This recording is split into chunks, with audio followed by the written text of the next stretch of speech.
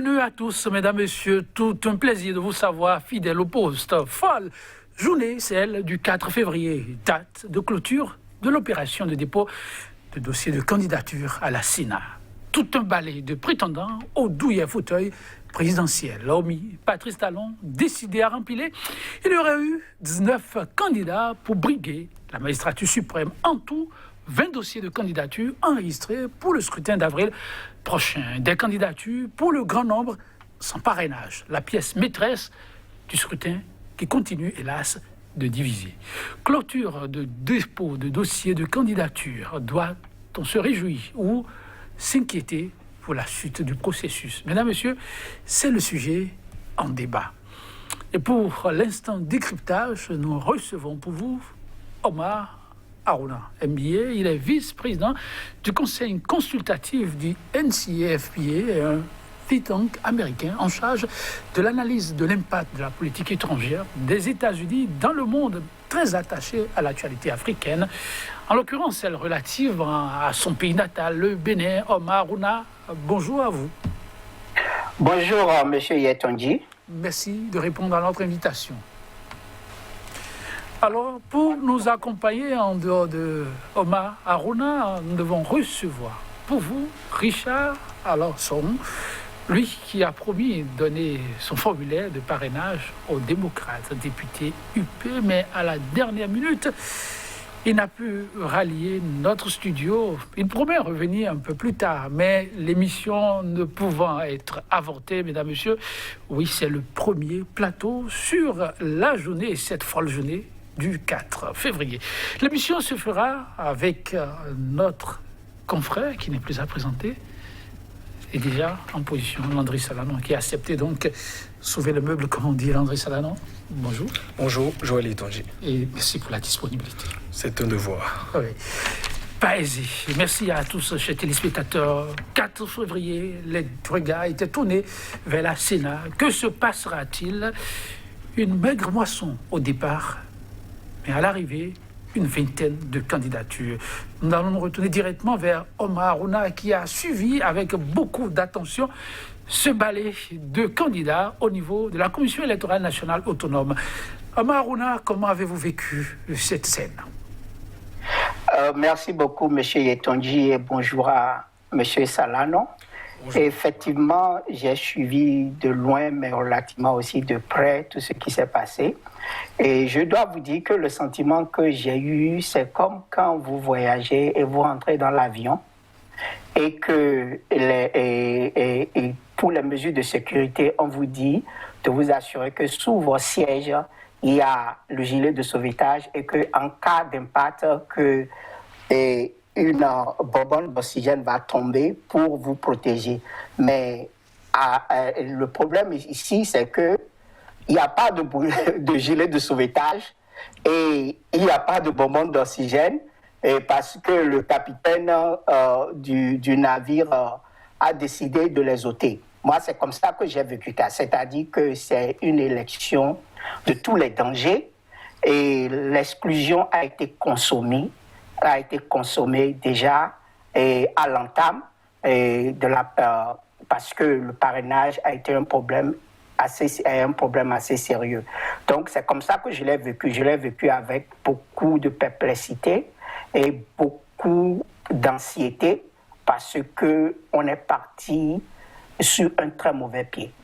Est-ce qu'on peut conclure qu'on est vraiment parti sur un mauvais pied? Les éléments d'appréciation, ça va être tout à l'heure même, mais avant, oui, Landry Salanon, pour son premier regard d'analyste, en vivant de façon directe, lui, tout ce qui s'est passé cette journée du 4 février. Oui, premier sentiment que j'ai eu, je n'ai pas observé beaucoup de différences par rapport aux autres jours, disons des autres élections.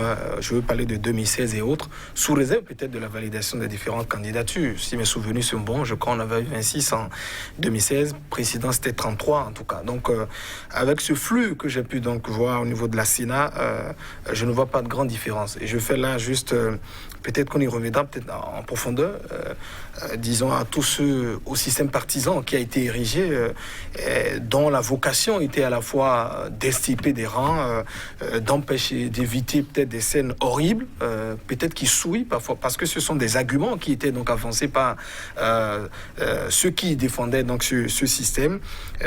Donc finalement, je n'ai pas observé de grande différence. Voilà. Mais dans le même temps, je me dis que connaissant déjà la nature à la fois de ces différentes candidatures, notamment les pièces déjà qui manquent au niveau de ces déclarations de candidature qui ont été faites, on peut déjà avoir une certaine idée, en tout cas en l'état actuel, que ceux visiblement qui ont ces fameux parrainages, pour moi en tout cas, pour les éléments que nous avons, ne dépassent pas 2 pour le moment. Est-ce qu'il y en a on attendra la liste provisoire que la CNA essaiera donc de rendre. Est-ce qu'il y en a, comment dit-on, qui ont peut-être d'autres parrainages et qui ne l'ont pas pour le moment dévoilé? Et la question que je me pose déjà, est-ce que le chef d'État Patrice Talon se présentera-t-il jusqu'en face des forces que vous pouvez bénéficier émergentes? Ça dit, je me pose la question, quoi. Est-ce que pour une grosse élection comme ça, on risque d'avoir peut-être 2 concurrents? C'est la question que je me pose. Et là, vous faites déjà un décryptage sommaire de la configuration type qu'on a eue à l'arrivée, parlant de ces dépôts de candidature. Vous l'avez aussi observé, Omar Harouna. Certains pensent qu'on a eu 4 catégories de candidats, d'autres 2 grandes catégories. Si vous devez serrer, que diriez-vous? Oui, effectivement, sur les candidats, je crois qu'on a eu 4 catégories de candidats. Et de mon point de vue, il y a la première catégorie qui est la catégorie originelle des faire-valoir. Et dans cette catégorie, on peut asseoir confortablement la FCBE et le duo Tchemba-Humpé, par exemple, qui sont des émanations du pouvoir en place, qui ont été cooptées et payées pour faire valoir la candidature de Patrice Talon. Bon, à plus de ça... Ça n'engage que vous, c'est vous qui le dites, ça. Non, je le dis et j'en porte entièrement la responsabilité. Okay. Et puis, il y a la deuxième catégorie qui est la catégorie des faire valoir de verrou de sécurité. C'est-à-dire que dans la... Je vous entends très mal, monsieur Yetonji. Allez-y, verrou de sécurité, on veut comprendre. Oui, la catégorie des faire valoir de verrou de sécurité. Au cas où, comment dirais-je, la supercherie de FCBE serait, comment dirais-je, dénichée. Donc, on a voulu mettre un verrou de sécurité avec, à l'intérieur même des démocrates. Et ça, c'est la catégorie-là, d'après ce que j'ai compris, elle est représentée par le couple Agossa-Koué. Bon, au-delà de ça, maintenant, il y a les candidats qui sont arrivés, et ça, c'est un groupe pour éprouver et challenger le système mis en place par Talon. Et dans cette catégorie, on a déjà sur les puristes même, et que je crois que M. Kanou Soglo représente, c'est-à-dire que ceux qui se basent essentiellement sur la Constitution de 1990. Et puis il y a moi je parle aussi d'une candidature dans cette catégorie des duos, c'est-à-dire que ceux qui ont décidé d'aller aussi éprouver le système, mais qui sont partis en duo. Et bon, puis maintenant, on a ce que moi j'appelle qui sont les candidatures miettes, ceux qui ne sont pas partis du tout, ceux qui, la grande majorité de la population, qui pensent que on ne peut, que ça ne sert à rien de rentrer dans dans ce genre d'élection qui n'est pas une élection en fait. Et donc, moi, je pense que ceux-là qui sont des gens, enfin, c'est une catégorie qui préfère peut-être une désobéissance civique et civile, généralisée, pacifique en effet. Donc, c'est comme ça que moi, je vois ces catégories-là. On va écouter Landry Salanon par rapport à la catégorisation de ces candidatures. Y en a-t-il vraiment de fantaisistes qui sont venus juste pour la forme, pour voir un peu ce que ça vaut désormais, ce système partisan, face à un scrutin comme celui-là. Écoutez, c'est une épithète que je ne partage pas forcément quand on parle de candidature fantaisiste ou bien de plaisantins qui y passent, qui le font. Vous savez, dans l'organisation de tout scrutin, lorsque vous restez figé dans ce qui est classique, dans ce qui est conventionnel et que vous ne voyez peut-être que le côté très respectueux des lois, le légaliste, le légitimiste, on perd parfois de vue d'autres aspects. Parce que, par exemple, voilà, l'organisation aussi d'un scrutin, en tout cas à mon avis, ce que je pense, c'est aussi cette ferveur, cette ambiance que l'on peut avoir à la fois depuis le dépôt des candidatures, sur la nature parfois aussi des candidats que vous voyez, sur les interrogations que vous avez peut-être à l'infini. Je voudrais donner l'exemple de ce compatriote qu'on a tout le temps pratiquement vu les années précédentes, en tout cas, Thierry Majestic, qui à la fois se présentait et qui pratiquement... Très mal, monsieur Salano. Ah, d'accord. Alors, donc je disais, monsieur Omar Harouna, j'espère que vous m'entendez maintenant.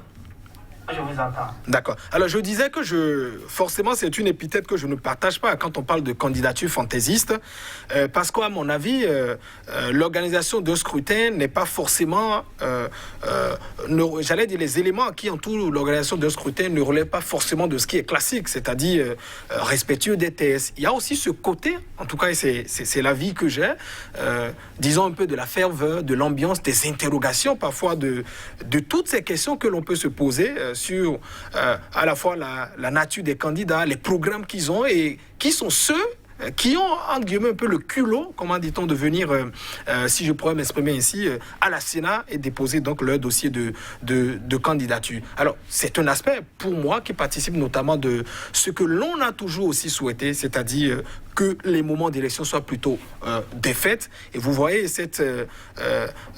disons, ces moments que nous partageons, en tout cas, ce contrat tacite qu'on a eu quand même depuis 1990, par exemple, c'est que, Joël Yetonji, par exemple, on est adversaire, on finit de se combattre, et peut-être quelques minutes après, on nous voit encore discuter.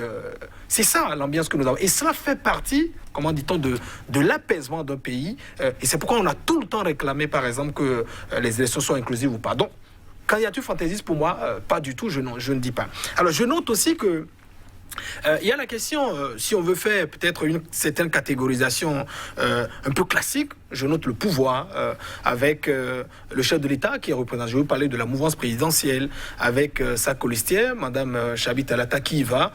J'observe aussi dans la plupart de ces candidatures l'opposition qui est donc allé avec plusieurs candidats. On y reviendra aussi sans doute, contrairement aussi à beaucoup qui estiment que c'est une stratégie qui ne va pas payer. Ça n'est pas mon avis. Je pourrais avoir sans doute l'occasion de partager un peu les raisons qui justifient ce que je dis. Et au-delà de ça, je partage l'avis de M. Omar qui dit qu'il y avait des gens qui avaient donc l'occasion aussi d'aller éprouver ce système partisan dont on a vanté beaucoup de mérites et qui, a priori, devait donc nous sortir, disons, de la situation et, comment dit-on, élever le Bénin au rang des pays de vieille démocratie. Alors, Omar Harouna était vraiment très attendu pour ce scrutin. Pour le grand nombre, c'est la présence et de la mouvance et celle de l'opposition. Et pour ça, les regards étaient tournés vers le chef de l'État et tous ceux qui accompagnent et portent cette vision. Et de l'autre côté, les regards étaient tournés vers les démocrates. Que va-t-il se passer? Finalement, on a pu avoir une mouvance, on peut le dire, compacte, unie.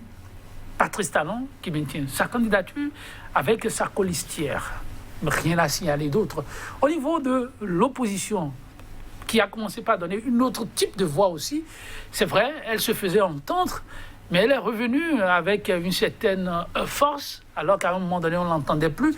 Cette opposition qui pense qu'il ne faut pas aller au scrutin parce que les conditions, ce n'est pas la peine, avec des préalables qu'on connaît. Les démocrates partageaient même cette vision, pour ne pas dire partagent aussi cette vision. La présence des démocrates, d'abord, aura surpris certains. Comment peut-on dire qu'il faut remplir certaines conditions avant de participer au scrutin et puis par la suite, on participe au scrutin? C'est la première interrogation. Vous allez nous donner votre avis par rapport à ceux qui se posent cette question. Est-ce que c'est une question légitime?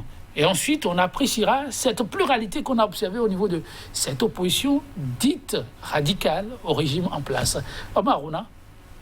Oui, Monsieur Yetonji, avant de répondre à votre question, je crois que j'aimerais quand même toucher un mot sur la notion de candidature fantaisiste. Et je suis d'accord avec Monsieur Salano qu'il n'y a aucune candidature fantaisiste parce que les gens, et c'est ça au fait la beauté d'une démocratie, il y a une certaine représentativité des gens et chacun représente peut-être des idéaux.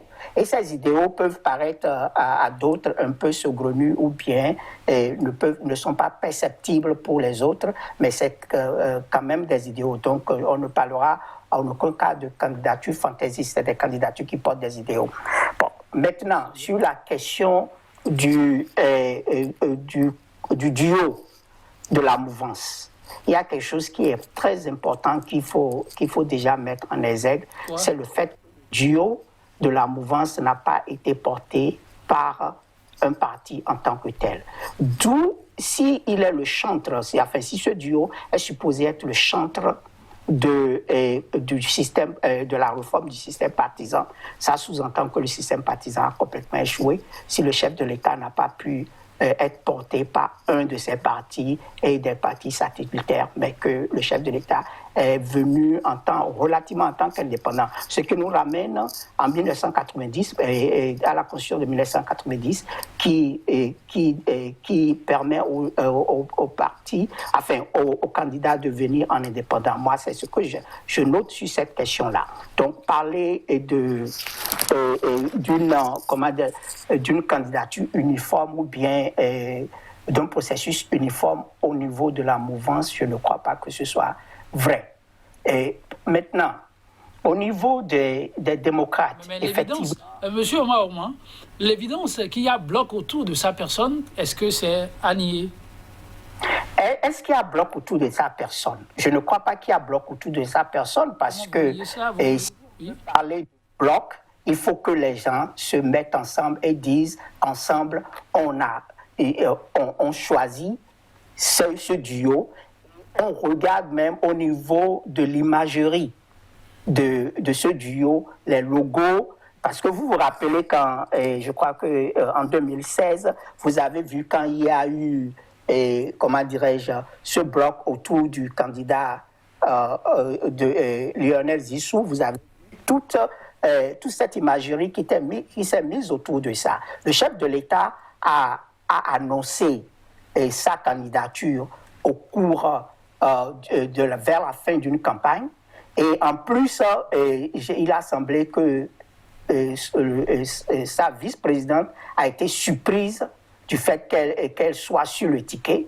Donc, on ne peut même pas parler d'uniformité. Et on n'a pas vu une concertation entre les partis qui sont supposés l'avoir soutenue. Et dans ces partis, si on sait déjà que dans ces partis, il y a des gens à qui il avait promis qu'il allait faire seulement 5 ans. Et qu'après les 5 ans, il allait les laisser se présenter. Vous comprenez que quand on parle d'unicité, on parle, moi je dirais plutôt que c'est une unicité de façade.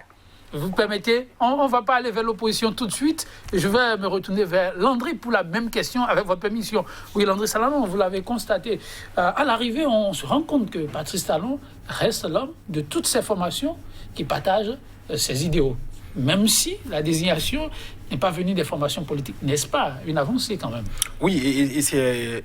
Non, ce n'est pas une avancée. Ça n'est pas une avancée. Ah bon? Oui, puisque nulle part. Vous voyez, c'est vrai qu'on peut se targuer de dire le Bénin peut inventer, essayer de trouver un certain modèle, mais on n'a pas créé la démocratie. Hein. Donc même si on veut aménager, il y a des modèles, des systèmes dans lesquels on peut s'inscrire et le faire. Vous voyez, mais ce que nous observons, en tout cas dans cette conception, disons, du système partisan, à la fois de fait de soutenir à la fois deux partis, en tout cas moi je ne l'ai pas vu.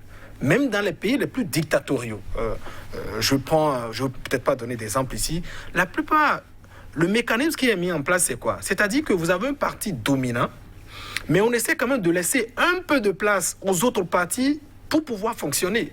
Je vous fais juste cette lecture. Vous voyez, j'ai comme l'impression que le chef de l'État, à un moment donné, a eu beaucoup de difficultés. Pourquoi? Au niveau des deux partis. Parce que ce qui serait quand même normal, quand on travaille à mettre en place de gros partis, même si on les aide par les lois, vous avez vu un peu l'installation, c'est-à-dire les députés viennent tout le temps à la rescousse, disons, de ces partis, c'est qu'on devrait, tout au moins, en tout cas ce que je pense, leur permettre de proposer leurs différents candidats. Mais j'ai l'impression qu'à un moment donné, même si Patrice Talon devait faire un choix, je suppose, peut-être logiquement, il dit c'est l'UP qui vient en tête en position. Alors moi, je suis peut-être candidat de l'UP, mais le BR désigne également un autre candidat. J'ai bien l'impression qu'à un moment donné, le chef de l'État craignait que même un autre adversaire du même bloc qu'il soutient, c'est-à-dire puisse également le battre dans les urnes. Oui, c'est ce qui fonde vos analyses. Oui, c'est ce que j'ai. La lecture, et c'est d'ailleurs, en tout cas, à mon avis, ce qui a obligé Patrice Talon, en tout cas le président de la République, a dit voilà, certes, moi je suis candidat des deux blocs, alors mais débrouillez-vous entre vous pour trouver un colistier ou bien une colistière, et les blocs ne peuvent pas s'entendre dans ce genre de situation. Et finalement, comment dit-on, vous avez vu comment la désignation a été donc faite. Donc, pour moi, c'est-à-dire dans la conception, disons, de ces partis, le président ne peut pas, c'est-à-dire soutenir deux partis dominants, non. Soit il prend une préférence, et nous le savons tellement, mais vous laissez un peu de place aux autres partis tels que l'opposition. C'est comme ça que ça se fait. Donc, c'est peut-être du néologisme, c'est nouveau, mais nous essayons donc un peu de l'exploiter. Alors, pourquoi, à l'issue, comment dit-on, à l'occasion de cette élection, Patrice Talon, par exemple, n'a pas dit alors je suis candidat au niveau de tel parti ou bien au niveau de tel parti. Alors, la première question que les gens pourraient donc se poser, est-ce qu'il n'y a pas une certaine, d'abord, préférence, comment dit-on, à tel ou tel parti? Et c'est à ce niveau que ceux qui sont au niveau de ces formations politiques doivent pouvoir s'interroger, parce qu'on peut quand même ils ont quand même le bénéfice, disons, de l'expérience tout de même. Je parle de Amos Bruno, tous ceux-là qui sont quand même restés là. Alors, quand le chef de l'État dit à la fois, je ne suis, en tout cas c'est ce que nous observons, et d'ailleurs la Constitution ou bien les lois électorales et les conditions prévues par l'article 44 n'obligent pas à appartenir à un parti politique, c'est toute personne, évidemment. Mais vous entretenez deux partis que vous financez, ça dit vous entretenez, mais finalement vous n'êtes candidat sur aucun. Donc j'ai bien l'impression que c'est évidemment comme juste un moyen pour le chef d'État Patrice Talon juste d'atteindre ses besoins, ses objectifs, je voudrais dire. Et puis à la fin, vous allez voir peut-être après ces élections que nous aurons maintenant, les deux blocs ne peuvent donc pas tenir. Mais il faut également rappeler que la désignation de la colistière du chef de l'État Patrice Talon, qui est de l'UP, c'est un duo, c'est un ticket qui va. Donc, quel que soit ce qu'on dira, le duo qui est présenté, pour moi, c'est un duo qui est de l'Union progressiste et qui se présente. D'où vous l'observerez peut-être au cours des prochains jours déjà, des mécontentements au niveau du bloc républicain, par exemple, qui se sentira quelque part en disant, mais on n'a pas eu une certaine préférence. Et juste après les élections que nous aurons pour la présidentielle, vous voyez, pour moi, je ne prédis, je ne vends plus cher la peau, comment dit-on, de ces partis politiques. Il aura donc éclatement une certaine reformation, au niveau de la plupart de ces formations politiques. Patrice Talon, Tchabi Talata, on ne peut pas lier ça à un certain succès de la réforme du système?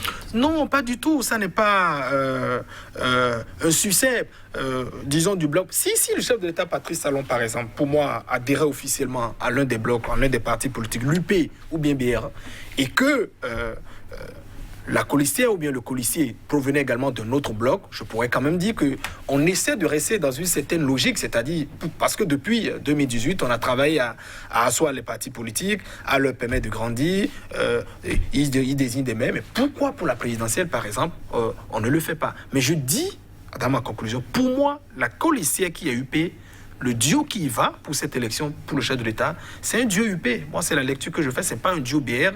Et je crois que chacun doit pouvoir aussi tirer la conséquence. Oui, à chacun son analyse. Alors, on a, j'évoquais la question des formations de l'opposition.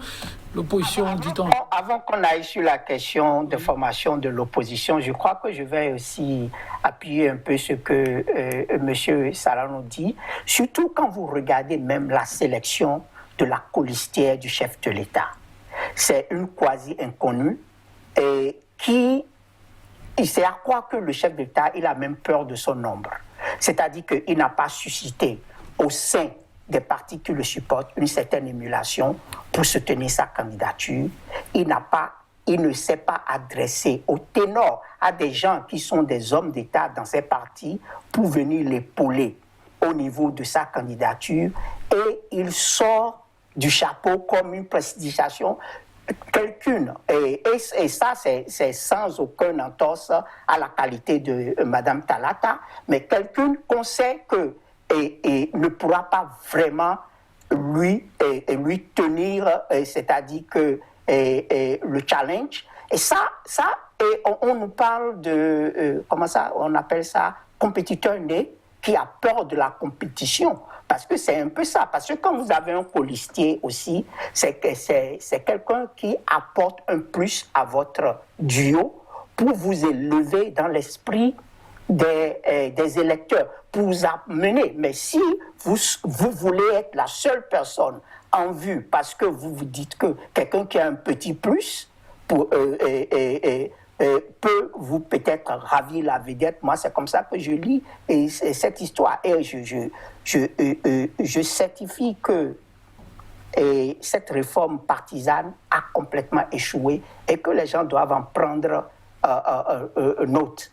Et maintenant, pour revenir sur l'opposition, oui, je dois dire quelque chose à l'entame. Okay. Pour les candidats, qui sont des candidats phares, moi je me dis que si les élections sont transparentes, équitables et saines, ils vont laisser le duo présidentiel dans la poussière, loin derrière eux, quels que soient les candidats qu'on aurait pris, à l'exception du duo Djemba Rumpé. Pourquoi à l'exception de Djemba Rumpé? Ouais. À l'exception de Djemba Rumpé, parce que Djemba Rumpé, c'est aussi parce que le chef de l'État, il a choisi ces gens-là, parce qu'il sait que ces gens, au moins, il peut les dominer. Mais si on parle des autres candidats, des duos, par exemple, le duo Aïvo Kerekou, le duo Madougou, Djivor, par exemple, ça, c'est des duos qui ont une expérience que Patrice Talon ne peut même pas avoir, même passé 5 ans au pouvoir, ne peut pas avoir. Et ça, je le dis sans embâche. Donc, ce n'est pas leur qualité qui est en jeu, mais c'est la nature même des élections, c'est-à-dire le concept dans lequel où l'élection est partie de manière exclusive déjà. C'est-à-dire, tu vois, les bases juridiques de cette élection sont vraiment élusives. Et ça, elles sont élusives parce que la Cour africaine des droits de l'homme et des peuples a été claire sur la question. On devrait partir sur la Constitution de 1990 pour vraiment organiser des élections équitables, transparentes et libres. Lorsque l'opposition, Monsieur Omar, lorsque l'opposition a eu à tenir une telle posture et qu'elle se décide enfin à prendre part au scrutin, vous comprenez la posture? Oui, enfin, et même si je ne l'accepte pas complètement, je la comprends. Parce que le narratif a été, pendant les législatives, que les gens, ils auraient pu faire un effort pour se présenter. Ça, c'est un problème comme ça. Et aussi, il faut pousser le pouvoir dans ces derniers retranchements. Même si moi, je crois que ce qui était mieux, c'était une désobéissance civile pacifique généralisée dans le pays. Bon, à défaut de ça, moi, je crois que les gens, ils veulent pousser, ils veulent éprouver le pouvoir pour qu'après, on ne dise pas que l'opposition a fait la politique de la chaise vide. C'est un peu ça. Et on ne peut pas être dans un pays où le choix, au fait, était simple. Et je crois que ça aurait réjoui le pouvoir si l'opposition était allée s'asseoir et dit qu'on ne participe pas aux élections. Et parce que là, celui qui a peur de la compétition, il aura un boulevard devant lui. Mais il faut comprendre qu'il faut pousser le pouvoir dans ces derniers retranchements, d'abord pour éprouver le système, mais surtout pour avoir une raison claire de pouvoir démontrer à la face du monde que ce qui se fait en ce moment au Bénin par le pouvoir, c'est une farce nationale. Alors, je suis tenté de rester dans votre logique, mais en tournant la question à Landry Salanon, lorsqu'on y va sans parrain, Ça rime à quoi? Non, vous savez, la participation d'abord de l'opposition, pour moi, est-ce qu'elle devrait se rendre à ces élections ou pas? Vous savez, on apprend de ces erreurs. Hein. Et le scrutin de 2021, c'est-à-dire celui qui doit venir dans les prochains jours, c'est pas... Il ne faut pas prendre des décisions sous forme d'émotion, c'est-à-dire sous le coup d'émotion. J'estime que c'est quand même des décisions purement politiques, très réfléchies, qui doivent donc être prises à cette occasion en fonction de l'objectif de chaque personne. Vous voyez, 2019, on a dit elle a été exclue. On savait quand on était allé au Parlement, les choses ne devaient donc pas se tenir. Non, ils n'ont pas voulu se conformer. Le chef de l'État l'a même dit, si j'étais à votre place, je ferais tout pour être dans le starting block. Voilà, ils sont restés donc à l'écart. Alors, la question qu'il fallait se poser, est-ce que nous adoptons la même posture pour les prochains jours? N'oubliez pas que parfois, quand vous avez des militants, quand il n'y a pas la participation des élections, vous perdez également des militants. Donc, à la fois la pression des gens et autres là. Et si vous voulez, vous avez des objectifs, comment dit-on, à dérouler, et vous expérimentez une méthode, il faut quand même penser à pouvoir l'adapter. Donc, moi, je suis parfaitement d'accord. En tout cas, je l'approuve, c'est-à-dire la participation de l'opposition à cette élection, parce que j'estime que ce n'est pas forcément pour espérer, comment dit-on, des résultats, mais c'est pour éprouver. Et là, je partage un peu l'avis de Monsieur Omar Harouna. J'ai l'impression que pour la première fois, le pouvoir actuel de Patrice Talon s'est interrogé. C'est-à-dire depuis quelques jours, un peu la stratégie que j'observe au niveau, dans le rang de l'opposition, les tickets, les cadres qui sont donc en train d'être sortis, pour moi, il y a eu des schémas qui n'ont pas été envisagés. Et je pourrais dire, peut-être sur ce coup, que ce soit opposition, en tout cas haute formation politique, je crois que sur ces aspects, c'est quand même réfléchi. Parce que pour combattre les adversaires, en tout cas un adversaire que vous avez en face de lui, il s'agit d'abord de la nature de chaque adversaire. Est-ce que vous le surprenez ou bien vous déroulez une action depuis le début et il décante tout pour pouvoir vous attaquer? J'ai bien l'impression que l'opposition a commencé à apprendre de ses erreurs et commence à adapter davantage ses stratégies. Peut-être qu'elle obtiendra davantage des résultats. Alors, est-ce que pour la question de pourquoi on y va, mais sans le parrainage, oui. Mais c'est une question de logique. Je l'ai dit, c'est peut-être dans la tête virtuellement les lois électorales, la loi sur l'amnistie, la Constitution, ça n'existe plus. La Cour a demandé de les abroger. Et je l'ai toujours dit, que le régime actuel ne s'exécute point, on le fera. Dans la plupart des Béninois, vous avez aujourd'hui, vous leur posez la question, les lois là n'existent plus, elles n'existent que de nom. Donc on sait qu'on va reprendre toutes ces lois. Mais c'est une question de logique lorsque vous dites, par exemple, nous combattons, disons, tout ce qui est mis en place. Les lois, elles sont donc scélérées. La Cour, davantage, parce que vous proclamez quand même démocrate, défenseur, disons, des libertés, la Cour vous dit, il faut les abroger. Pour moi, je ne pense pas forcément qu'il faudrait encore aller commander. Alors, même s'ils le faisaient, mais ils se mettraient totalement en porte-à-faux avec les idéaux qu'ils ont donc toujours défendus. Donc, je pense, évidemment, qu'il faut aller donc qu'ils ont été donc déposés leurs différentes candidatures, quitte maintenant au chef de l'État de pouvoir prouver sa bonne foi. Parce qu'une fois encore, partout il a dit, les démocrates auront donc le récépissé, en tout cas s'ils décident donc d'aller aux élections. On a appris également au cours d'une rencontre avec la conférence épiscopale aussi, pour des informations qui nous reviennent, il a aussi promis, s'ils veulent aller, ils auront. Non, mais c'est une manière également de mettre... Ils auront les parrains. Ils auront les parrains. Donc, c'est une manière également d'éprouver le pouvoir pour dire, mais vous avez pris des engagements. Sur la question du serment, on l'a tout le temps dit, vous avez dit 5 ans, vous êtes revenu encore pour dire la dynamique va continuer. Soit, mais on vous a également entendu, Monsieur le Président de la République, mais qu'est-ce que vous nous faites maintenant? Parce que chef, c'est d'abord la parole, et c'est ça qui vous donne une certaine notoriété. Je finirai juste en disant, observez par exemple, par rapport à la délivrance du récépissé aux démocrates. Vous avez vu les démocrates, je veux parler du parti, quand on a dit reprenez peut-être les observations, ils ont repris une fois, mais on dit encore reprenez. Alors, on s'attendait à ce qu'ils disent nous ne reprenons plus, on est légaliste parce que évidemment la charte des partis politiques a été modifiée au lendemain du dialogue, a dit les observations ne doivent donc que se faire une fois. Oui. Ils font une deuxième fois, on dit encore non, corrigez, c'est-à-dire Porte Novo, vous avez mis tout. Ils l'ont également fait, donc ils ont épuisé toutes les cartes, disons, de l'adversaire, qui n'a plus du tout autre raison que de dire je vous remets le récépissé. J'ai encore bien l'impression que c'est une telle stratégie qui est en train d'être déroulée, et je peux appeler ça un peu de la maturité. Ok, l'opposition béninoise mature sur la nouvelle carte politique installée au Marouna. Certains l'ont voulu unique, elle est venue plurielle. Un avantage ou un couac? Moi, je crois que c'est difficile de le dire si c'est un avantage ou un couac. On le verra dans, comment dirais-je, dans la suite des événements. Mais ce qui est sûr, c'est que l'opposition aurait beaucoup plus à gagner en venant dans une unicité parfaite.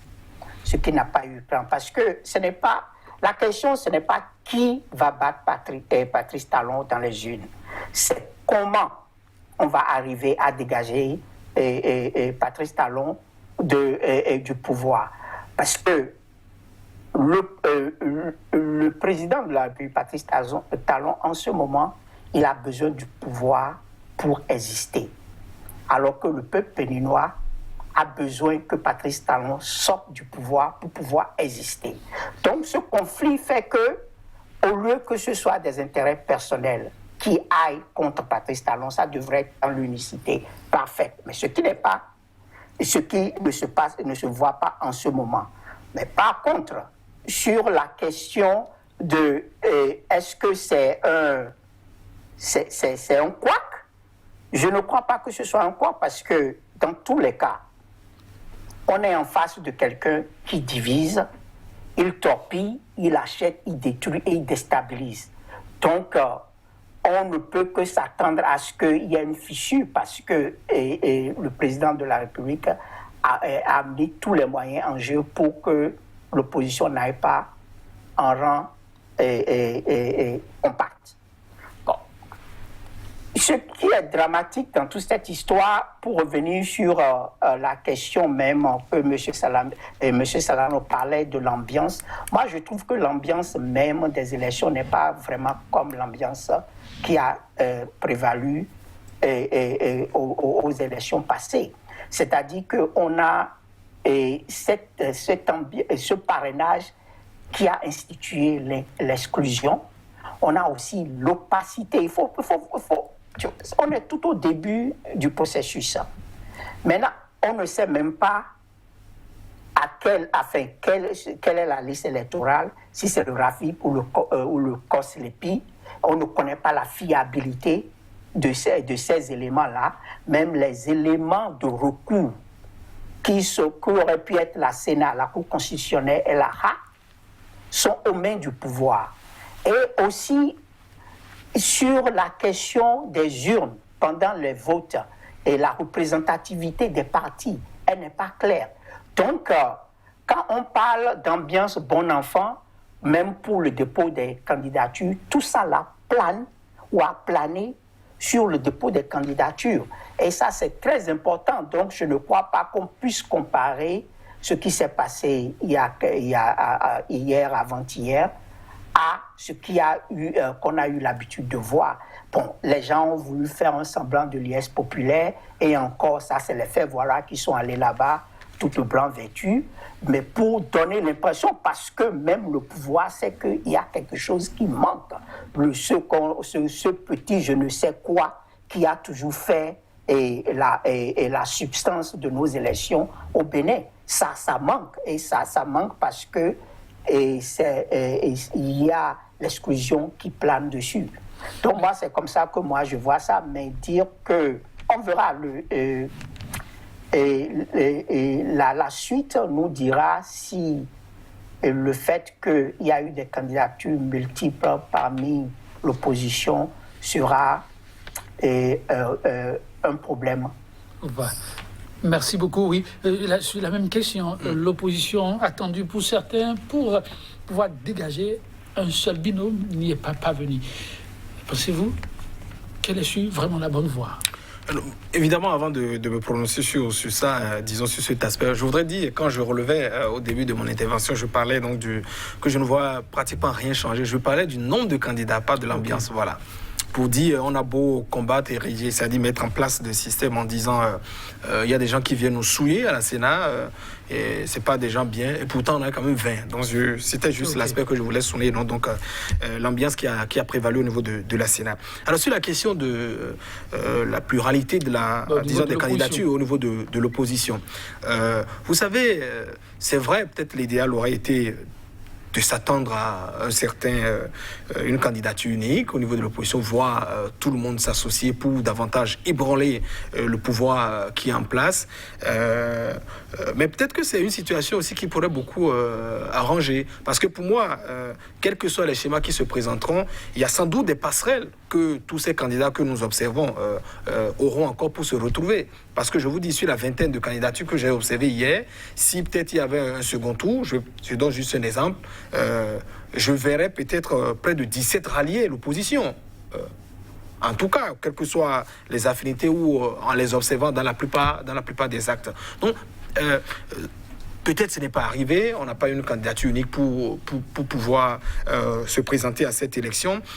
Mais dans le même temps, je ne voudrais pas avoir des jugements un peu précoces sur la question, parce que j'estime que même parfois dans les difficultés, des situations qui se présentent à vous, on peut tirer des éléments qui soient évidemment bons et qui permettent à chacun de s'occuper d'un certain aspect et que peut-être dans cette stratégie qu'on aura, ça pourrait peut-être aboutir au niveau du rang de l'opposition. Alors, chaque occasion ou chaque épreuve peut être une opportunité. Ainsi, je le pense bien de chercheurs, pourquoi pas avec l'opposition. Et quelques minutes, et la question que j'aimerais vous poser avant qu'on ne se sépare. Alors, l'arbitrage, c'est pour les prochains jours, au plus. Le 10 février, on sera situé sur la liste provisoire. Mais quand vous prenez la liste, qu'est-ce qui peut motiver à ce qu'on retienne telle ou telle liste, d'après vous? Non, vous savez, aujourd'hui, nous avons une question principale, c'est-à-dire le parrainage, ou bien la liste des parrains fait partie des pièces essentielles qui doivent figurer au niveau des dossiers de candidature. Mais on sait, parmi les 20 candidats, il n'y a que 2 duos qui ont, en tout cas pour les informations que nous avons pour le moment, qui ont les parrainages. Patrice Talon en a suffisamment. FCBE a eu 20. Et visiblement, on se dit, pour le nombre de parrains qui restent, ça tourne autour d'une vingtaine pour les informations qui nous parviennent pour le moment. Donc, visiblement, il ne peut qu'avoir un seul bloc, comment dit-on, qui doit pouvoir être présenté dans le statut symbole. Puisqu'évidemment, le pouvoir ne peut pas aller à cette élection juste en se présentant avec les forces que nous pouvons bénir émergents. Un parti dont on s'est totalement dépouillé, traité de tout. Ils ont beau se réclamer, c'est pas de la mouvance ou de l'opposition, de l'opposition. Mais ce parti, tout le monde sait, c'est un parti qui s'est inféodé, qui est de la mouvance. Sinon, comment pouvez-vous comprendre juste quelques secondes? Djemba, qui est tête de liste, il est de la 13e circonscription électorale, qui est de Djougou. Oui. Et dans la même mouvance, il dit qu'il est de l'opposition, hein, et c'est ce ticket qu'on prend. Abdoulaye Biochane, Lansec, Zoumarou, qui est un soutien du pouvoir du bien, Lansec, Malik Gomina, qui est maire de Djougou, Lansec, et Bida également, Lansec. Mais c'est-à-dire, c'est dans ce této que vous qui vous réclamez, c'est-à-dire président de parti pour gagner, c'est entre 4 soutiens. Pas du tout, c'est-à-dire pas des moindres, du bien que vous allez vous mettre. Et c'est dans ça là qu'on vous prend pour dire que vous allez donc conduire une liste. C'est juste des éléments qui a pratiquement. Donc, pour revenir avec aussi conclure sur cet aspect, pour moi, si on s'en tient rigoureusement, en tout cas à la lecture, peut-être 2 ou 3 candidats qui auront. Mais attention, comment cela peut donc arriver? Parce qu'une fois encore, pour moi, l'opposition, je parle du Parti des démocrates également et les autres, sont en train d'éprouver le chef de l'État en disant « Mais vous avez promis, donnez-nous notre parrainage, Monsieur le Président. » En tout cas, on attend la suite pour voir ce que ça donnera. Oui, Omar Harouna, ça va être pour conclure. Vous avez cette liste-là. Si vous devez imaginer un schéma, en attendant l'arbitrage de la Sénat, que diriez-vous? Et ensuite, votre conclusion. Effectivement, si à regarder ce qui se joue au moment, je crois qu'il y aura comment dirais-je, le duo présidentiel évidemment, et en plus du duo présidentiel, on va se retrouver peut-être avec l'appendice présidentiel qui est le groupe FCBE, et peut-être en ce moment-là, comme je vous le disais tout à l'heure, on va passer au fait-valoir verrou de sécurité, qui pourrait être je ne sais qui, mais sûrement et le duo Agossa-Kowe. Dans tous les cas, et moi je dirais simplement que le parrainage est une blague nationale. Le parrainage a vraiment sonné le glas même de la démocratie béninoise. Merci à vous. Et par l'exclusion. Merci à vous, Omar Oruna. Ce sera tout. Ce sont aussi ces mots que vous venez de lâcher, que nous allons prendre congé de nos téléspectateurs. Ne vous en faites pas, ce plateau n'est qu'un parmi tant d'autres. Ce fut un plaisir de vous avoir reçu, chers téléspectateurs. Merci pour la complicité et à très bientôt.